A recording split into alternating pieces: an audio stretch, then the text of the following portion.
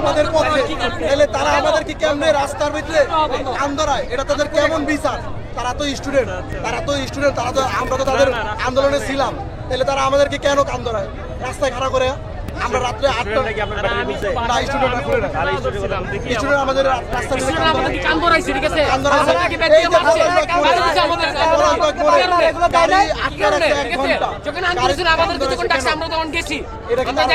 তার কাজ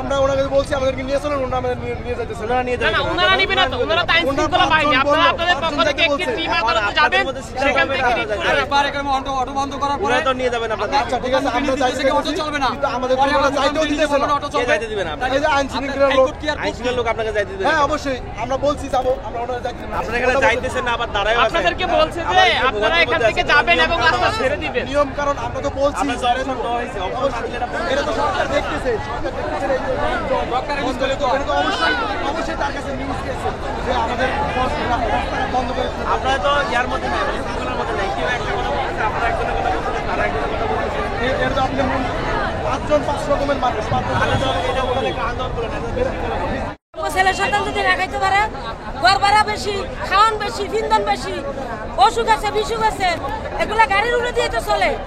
2 লাখ 3 লাখ টাকা দিয়ে কিস্তি থেকে গাড়ি কিনছি, এই গাড়ির আর কি করবো, চালাইবো কিভাবে? স্টুডেন্টরা ছাত্ররা কেন মারবো? গরিবের গায়ে হাত দিব কেন? কেন ছাত্ররা গরিবের গায়ে হাত দিব?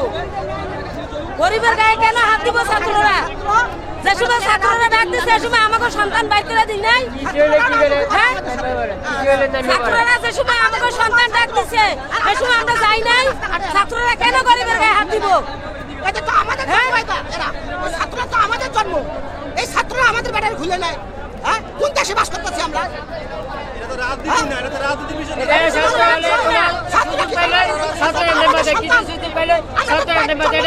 কি পাইছে? বকরমূলক পাইছে, ছাত্ররা গেলে বকরমূলক পাইছে, ছাত্ররা কি চলে, ছাত্ররা পাইছে, ছাত্ররা কি বকরমূলক পাইছে?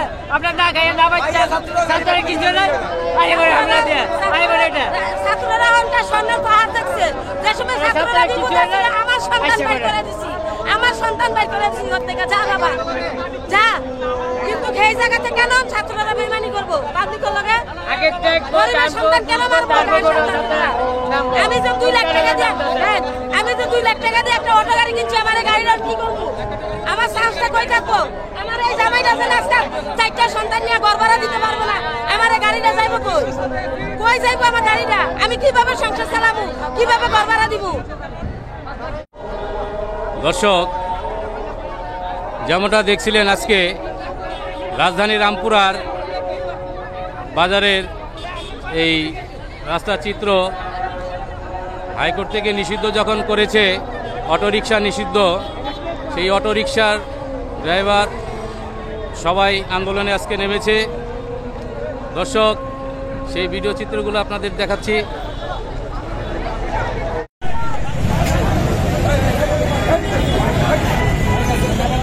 দর্শক, আপনারা যেমনটা দেখছিলেন,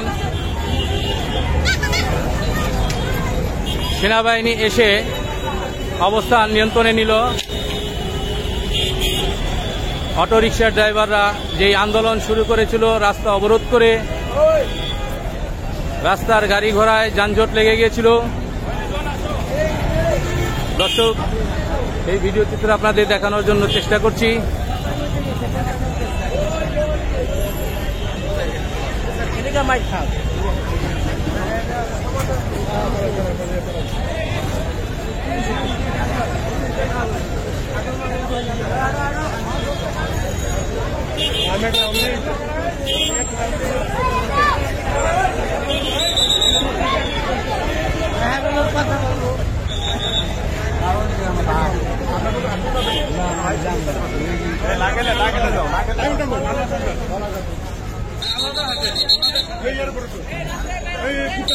সব ফুটপাতে জনগণ সব ফুটপাতে